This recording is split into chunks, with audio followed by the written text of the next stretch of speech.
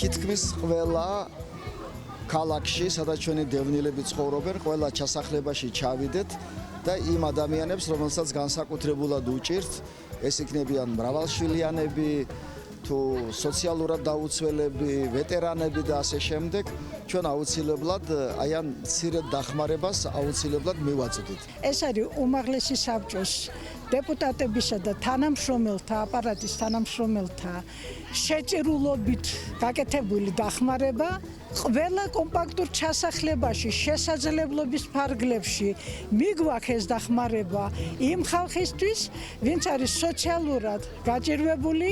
ხაზეთის უმაღლესი საბჭოს დეპუტატებმა თანამშრომლებმა ძალიან სწორი ნაბიჯი გადადგეს, გაგრძელდება ეს აქცია და წლის ბოლომდე ყველაზე მინიმუმ ჩვენ ასეთ თქვა ჩასვლებს რეგიონებში, კომპაქტურად ჩასახლებულ ადგილებში გავაგრძელებთ.